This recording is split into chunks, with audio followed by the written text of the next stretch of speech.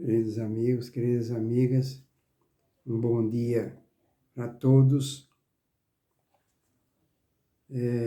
Feliz Natal para todos, um feliz ano também que se aproxima, que todos nós estejamos com o nosso pensamento firme no nosso Senhor Jesus Cristo, que é o caminho, a verdade e a vida. Jesus, o médico das almas e dos enfermos. Abrindo aqui o livro ao acaso, né?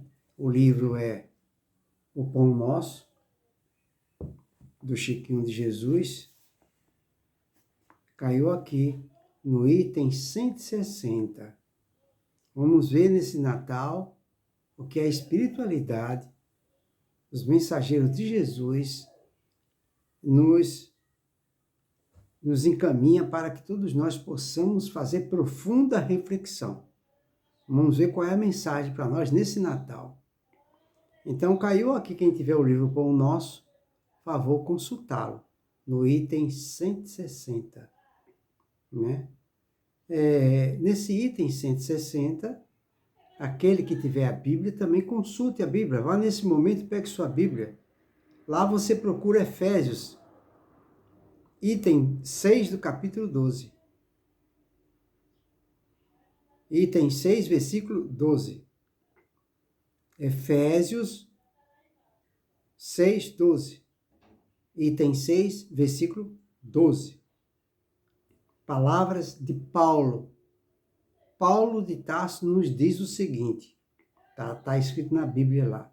Ele fala assim, porque não temos que lutar contra a carne e o sangue, mas sim contra os principados, contra as potestades, contra os príncipes das trevas deste século, contra as hostes espirituais da maldade nos lugares celestiais. Olha o que Paulo de Tarso nos fala, pessoal. Isso requer profunda reflexão de nossa parte nesse Natal.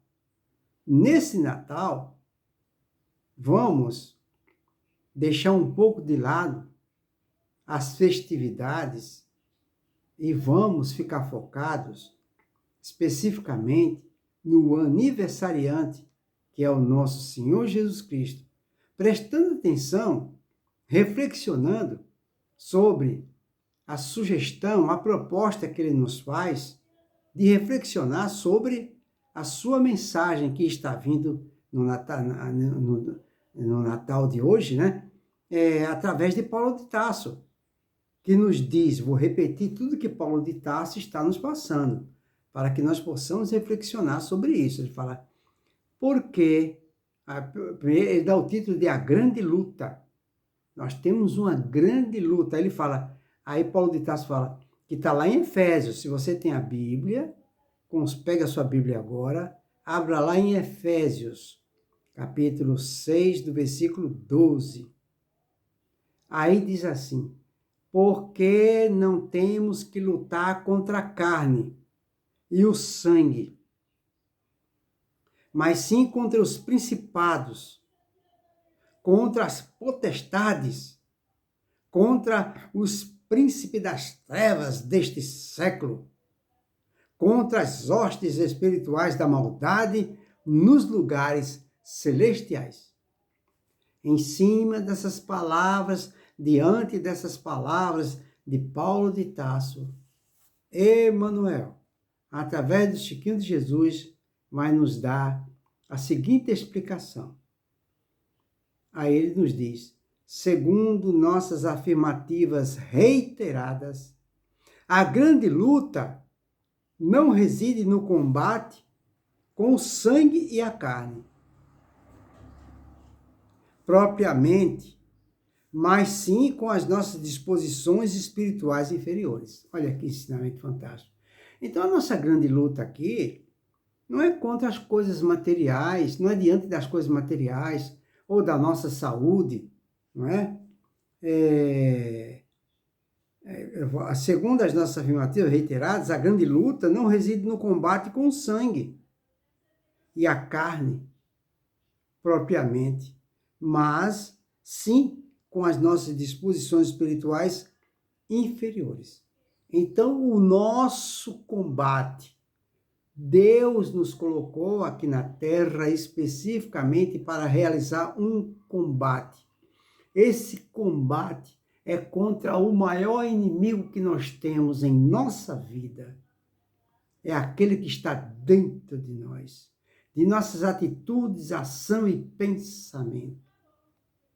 O maior inimigo está nas minhas más inclinações, nas minhas tendências, nas minhas próprias inferioridades, que ocorrem nos meus pensamentos, nos meus impulsos intempestivos. Esse é o maior inimigo, porque todo o resto que nos acontece decorre disso aí, das atitudes, da ação e do pensamento. Todas as doenças, Covid, lepra, tudo surge do pensamento e da ação, das atitudes dos homens. Então, essa é a nossa grande luta. É contra o maior inimigo que eu tenho, que você tem. Somos nós mesmos. Nós estamos na Terra especificamente para realizar esse combate. Não é combater o parente difícil, as atitudes dele, os pensamentos dele, a ação dele. Eu tenho que combater a minha atitude. Como é que eu estou lidando com o parente difícil, com o companheiro de trabalho difícil, com os invejosos, com os ingratos, com a ingratidão dos filhos, com a ingratidão dos pais, não é? Com as rejeições que eu sofro?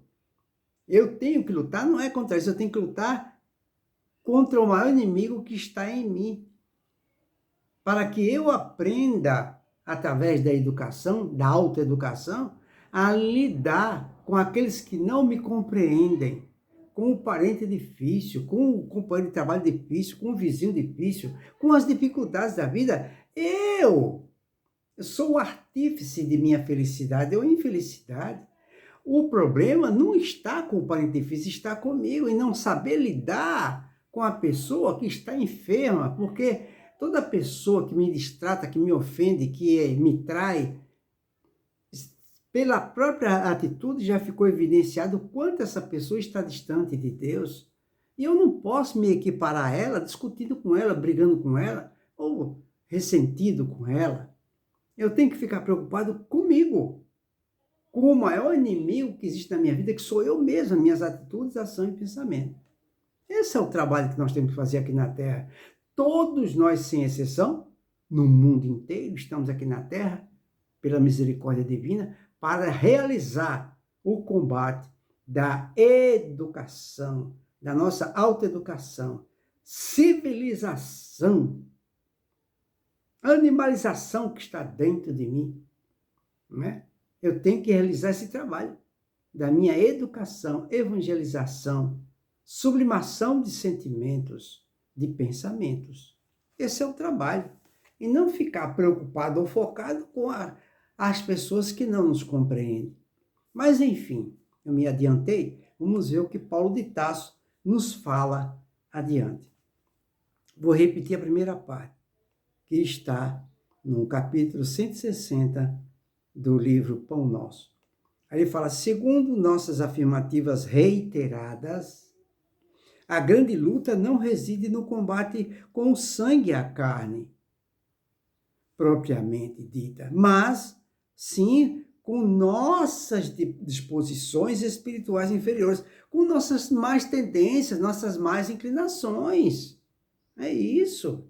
Aí ele continua, Paulo de Tarso agiu divinamente inspirado. Olha só, Emmanuel diz, Paulo de Tarso agiu divinamente inspirado quando escreveu sua recomendação aos companheiros de Éfeso. Então, Paulo de Tarso, não é? Encaminha, envia, inspirado por Deus, as diretrizes e os fundamentos do nosso Senhor Jesus Cristo, no que tange ao trabalho que todos nós temos que realizar da nossa autoeducação. Aí, Emmanuel continua: o silencioso e incessante conflito entre os discípulos sinceros e as forças da sombra está vinculado em nossa própria natureza, porquanto nos acumpliciávamos abertamente com o mal em passado não muito remoto. Nossa, isso aqui é um ensinamento fantástico. Eu estou adorando, que eu estou lendo junto com vocês. Eu abri aqui a casa agora e caiu aqui. Eu estou adorando esse ensinamento, porque, meu Deus, que coisa fantástica. Só essa partezinha aqui já dava para encerrar o nosso diálogo. Vou repetir para que todos nós possamos fazer uma profunda reflexão, entendendo dentro do íntimo, do nosso mais íntimo, com riqueza de detalhes. Então vamos lá. Olha o que Emmanuel nos diz: o silencioso e incessante conflito entre os discípulos sinceros. Olha só, o conflito silencioso e incessante dos discípulos sinceros, nós somos discípulos sinceros, porque nós estamos querendo aprender, nós estamos querendo nos melhorar, né? Então, ó, repetindo, o silencioso e incessante conflito entre os discípulos sinceros e as forças, ó, o conflito incessante entre as forças da sombra está vinculado em nossa própria natureza. Então, existe em nós um conflito incessante. É uma guerra que existe de mim para comigo mesmo, de você para com você mesmo. O inimigo está dentro de mim, de você. É um conflito incessante. Muitas vezes, só para dar um exemplo, uma pessoa nos ofende, ou então acontece algo em minha vida que eu não esperava, acontece algo em minha vida que eu sonhei tanto para que se realizasse e no fim não se realizou. Pelo contrário, só me trouxe grande sofrimento. Esse é um conflito. Esse é um conflito de mim para comigo, para que eu saia desse foco de derrotismo e perceba em mim o quanto eu sou feliz e não sei. Porque na realidade é isso, todos nós somos felizes e não sabemos. Então, muitas vezes é importante entender, pessoal, é importante nos conscientizarmos efetivamente que Deus tem muitas formas de nos ajudar. Muitas formas, muitas maneiras.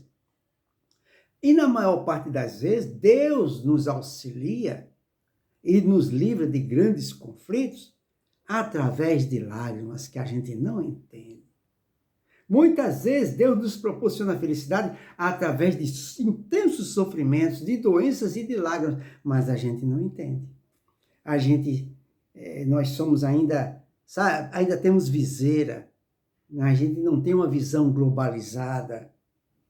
A gente precisa aprender a ter uma visão cósmica, uma visão sob uma ótica espiritual. Se for material, a gente fica com viseira, como um animal, como um cavalo, como um burro. Aí fica difícil o entendimento globalizado. Fica difícil. Aí a gente não entende, né, essa metodologia de ensino de Deus, que muitas vezes, ou seja, na maioria das vezes, Deus nos manda a felicidade através de lágrimas. Como é que a gente vai entender isso? Se a gente se considera derrotado. Porque as coisas não aconteceram da forma como eu queria e desejava, apesar da minha boa intenção. E está faltando essa consciência. Está faltando esse entendimento. Está faltando esse discernimento.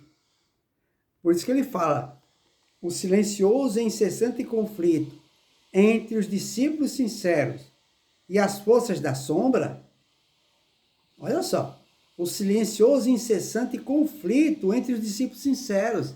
São aquelas pessoas que nunca fez mal para ninguém, sempre tentou fazer o melhor para si mesmo, para os seus familiares. Aí ele fala, o silencioso e incessante conflito entre os discípulos sinceros somos nós e as forças da sombra. Então existe um conflito entre nós e as forças da sombra, né? Está vinculado à nossa própria natureza. E onde que está as forças da sombra? Na nossa própria natureza, está dentro de nós. Aí ele fala, porquanto nos acumpliciávamos abertamente com o mal em passado não remoto, recente, sem contar, como fala Emmanuel em outro livro, que nós, durante milênios, nos comprazíamos no mal. Durante milênios. Sabe lá o que é durante milênios a gente sempre fazer o mal? Como é que numa vida só que é, numa existência só que é agora, nós vamos nos libertar de um passado delituoso, tenebroso, em que nos comprazíamos no mal? É o que ele está falando aqui, vou repetir, para que você faça essa reflexão.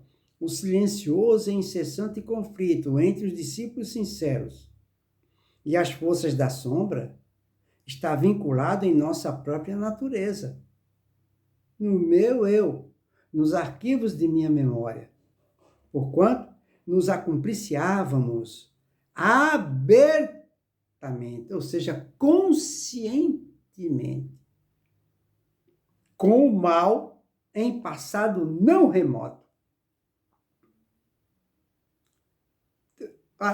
Muitas vezes, na última encarnação nossa, na mais recente.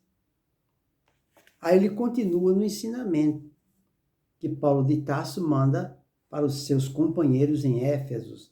Aí ele continua: temos sido declarados participantes das ações delituosas nos lugares celestiais. Meu Deus, isso aqui é grave, hein? Olha o que ele fala: temos sido declarados participantes das ações delituosas nos lugares celestiais. Ou seja, lá na condição de espíritos errantes, fazíamos parte, não é? Dos contrários, dos inimigos do Senhor. Vou repetir: temos sido declarados participantes das ações delituosas nos lugares celestiais. Meu Deus. Aí ele continua: e ainda hoje, entre os fluidos condensados da carne, ou nas esferas que lhes são próximas, agimos no serviço de autorrestauração em pleno paraíso. Meu Deus. Olha só. E ainda hoje, entre os fluidos condensados da carne, não é? Ou nas esferas que lhes são próximas, agimos no serviço de autorrestauração em pleno paraíso. Então, nós estamos em pleno serviço da nossa autoeducação, não é? Na condição de encarnado ou desencarnado, em pleno paraíso, porque a Terra é um paraíso. Quem transforma a Terra numas trevas é o próprio homem, através de suas atitudes, ação e pensamento, através do mal que está inserido dentro de si, ou seja, nos arquivos de sua memória. E aí ele continua: a Terra é igualmente sublime degrau do céu. Tá vendo? A Terra é um sublime degrau do céu. Acabei de falar. A Terra é um local abençoado, é um planeta azul, que está envolvido, coberto, forrado com o manto sagrado de Maria Santíssima. O manto sagrado de Maria está energizado com o seu amor infinito e incondicional. E essas energias do seu manto sagrado penetram por todas as camadas da Terra, penetra por todo ser vivente, por toda a criação de Deus. Essas energias de amor de Maria penetram por todos, pelos corações de todos os espíritos, encarnados e desencarnados, do interior e em volta da Terra, para toda a crosta terrestre, para toda a natureza, rios, mares, oceanos, lagos, florestas, matas, animais, ventos e tempestades. O amor de Maria, transmitido através do seu manto sagrado, que ela cobre com infinito amor. Esse amor de Maria protege toda a Terra. Então, o planeta Terra, ele é iluminado pelo amor de Maria. Porém, os seus residentes, os seus moradores, que somos nós, contaminamos toda a terra, neutraliza toda a energia recebida do amor de Maria e toda a energia recebida de Deus através dos raios solares. Então, na Terra, fica uma camada atmosférica, uma energia mórbida, que neutraliza, em parte, as energias de amor de Deus e de Maria Santíssima. E essas energias que paira sobre nossa cabeça, todos nós estamos mergulhados nessas energias deletérias, mórbidas, contaminadas e patológicas, que surge, que se exterioriza através das atitudes dos homens, de suas ações, de seus pensamentos. Por isso, neste Natal, neste momento em que estamos aqui, mandando esse recado para nós outros, nós precisamos fazer um trabalho de mentalização, de introspecção, entrando no íntimo do nosso mais íntimo, em busca de Deus, que não está no conhecimento, no intelecto, está no nosso coração. E fazer um acordo com Deus. Senhor Jesus, me ajude, Pai, a viver nessa terra e especificamente, meu Deus, para as coisas espirituais, como foi sugerida pelo próprio Jesus. Quando há mais de 2000 anos, já nos dissera: buscai primeiramente o reino de Deus e sua justiça, e todo o resto virá por acréscimo. Reconhece-se o verdadeiro cristão pelas suas obras. E quando chegarmos lá no nosso verdadeiro, retornarmos para o nosso verdadeiro local de origem, nossa verdadeira pátria, ouviremos mais uma vez do próprio Jesus nos dizendo: a cada um segundo suas obras. Por isso é importante nos amarmos. E se nós nos amamos, nós devemos nos esforçarmos para cumprir com nossos deveres e obrigações concernentes ao trabalho que todos nós temos que realizar, que é os principais itens do nosso planejamento reencarnatório. Procurando nos educar, nos civilizar, nos evangelizarmos, nos cristianizarmos, mudando a natureza de nossos pensamentos, ações e atitudes. Esse é o trabalho que todos nós, filhos de Deus, temos que fazer, nos tornarmos melhores. Espero que esses ensinamentos que o próprio Jesus nos passa e os seus mensageiros, tais como Eurípides Barçanufo, Dr. Bezerra de Menezes, Chico Xavier, Madre Teresa de Calcutá e muitos outros nos passam.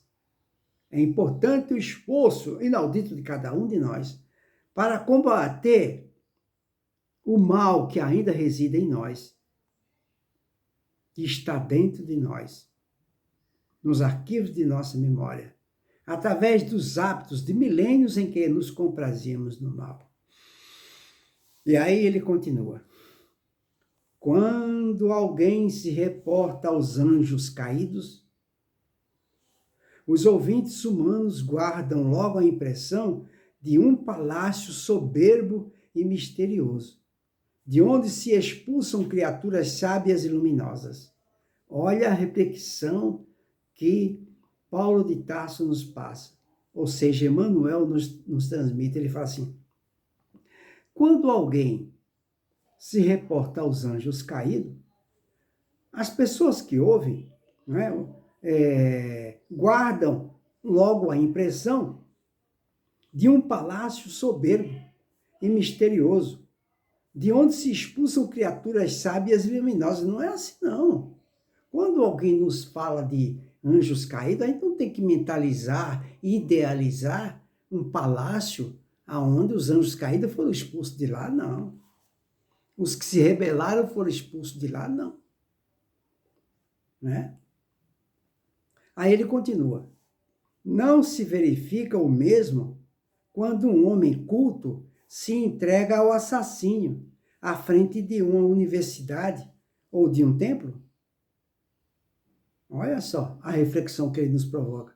Não se verifica o mesmo quando um homem culto se entrega ao assassínio? Porque não tem tanto homem culto que apesar do conhecimento, não faz. O Hitler não era tão culto, mas ele, olha o que ele fez. Então, por isso que ele fala, não se verifica a mesma coisa quando um homem culto se entrega ao assassínio à frente de uma universidade ou de um templo. Ele continua, geralmente o observador terrestre relaciona o crime, não se detendo, porém, no exame do lugar sagrado e venerável em que se consumou. Olha só, geralmente o observador terrestre relaciona o crime, não se detendo, não é? Porém, no exame do lugar sagrado e venerável que se consumou. Então, não é porque a pessoa comete um pecado que nós devemos condenar a sua religião. Aí continua, a grande luta a que o apóstolo Paulo se refere, prossegue sem descanso. Então, a nossa grande luta, a minha, a sua, ela prossegue sem descanso, que é combater o meu mau pensamento. Todo mal está inserido em nós. Por isso é importante nos educarmos, combater o mal, nos amarmos. E se nós nos amamos, nós não devemos nos permitir que um pensamento que não é de Deus fique muito tempo na nossa cabeça. Porque é um corpo estranho, numa alma que foi criada pela sabedoria divina. Então nós não devemos nos permitir que uma energia mórbida fique muito tempo na nossa cabeça, porque ela vai se transformar em doenças na alma e no corpo físico. Por isso que ele fala, nossa grande luta a que Paulo se refere, ela prossegue sem descanso, pessoal. Sem descanso. Prossegue nessa vida, na outra, enquanto existir uma impureza na gente, a gente vai passar por uma grande luta, de mim para comigo, até eu conseguir sublimar meus sentimentos. Aí ele continua, para terminar, ele fala, as cidades e as edificações humanas são zonas celestiais. Então, a cidade que você vive e as edificações humanas, ou seja, toda a construção, são zonas celestiais. Nem elas, nem as células orgânicas que nos servem constituem poderosos inimigos, e sim as hostes espirituais da maldade.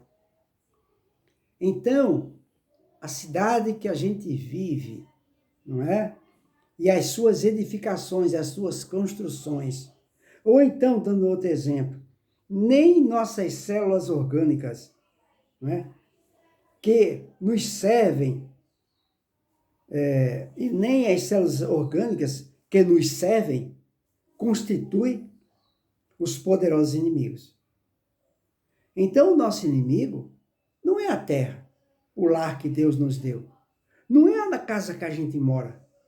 Não é o nosso inimigo, não é a religião que a gente frequenta, a casa religiosa, a igreja.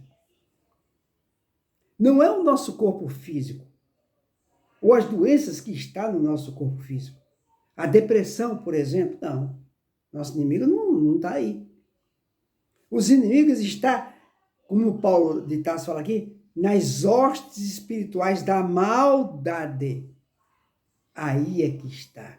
Está aqui, ó, nos arquivos de nossa memória, de um passado delituoso e tenebroso em que nos comprazíamos no mal. O nosso passado, como fala Emmanuel, está enodoado de graves deslizes. E que hoje, através da misericórdia divina, Deus nos concede uma nova oportunidade de estarmos aqui na Terra, nos deparando com nossa própria consciência, para que nós possamos realizar o trabalho da nossa autoeducação, nos transformando no bem, no perdão e no amor. Até adquirirmos a pureza de uma criança, que não guarda rancor nem tem maldade, deixa para lá e faz o que Paulo de Tarso nos propõe. Fique no prejuízo. Fique no prejuízo. Então o mal, vamos decorar o que ele está falando aqui. O mal não está em nada que está em nossa volta. O mal está nas hostes espirituais da maldade, ou seja, no meu eu, com as quais nos sintonizamos por intermédio dos pontos inferiores que conservamos desesperadamente conosco. Vasta regimentação de seres e pensamentos sombrios que obscurecem a visão humana e que operam com sutileza de modo a não perderem os ativos companheiros de ontem. Meu Deus, isso é muito grave. Isso é muito profundo. Que ensinamento fantástico. A grande luta. Isso é muito sério, viu? Então, pessoal, eu fico me perguntando, quando é que nós vamos nos decidirmos a realizar, a ficar focado especificamente, através da introspecção, de contínuas reflexões, diárias reflexões, pedindo a Deus que nos ajude, nos dando a força necessária para que todos nós possamos combater o maior inimigo que nós temos em nossa vida eterna, que está em mim mesmo, nos meus pensamentos, atitude e ação, nas minhas más inclinações, nas más tendências que trazemos, que está incrustadas em nós e que a psicologia moderna, né, denomina com outra terminologia quando nos diz que o maior inimigo está, a psicologia moderna chama de sombra. E nós sabemos que a sombra, que está certo, mas a gente usa outra terminologia, a sombra não é nada mais nada menos do que as atitudes e ações delituosas das leis divinas que sempre fizemos em existências passadas e que ainda hoje estão presentes nos arquivos de nossa memória, querendo ganhar força no presente, querendo que a gente continue fazendo o que fazíamos no passado, não muito remoto, como fala ele.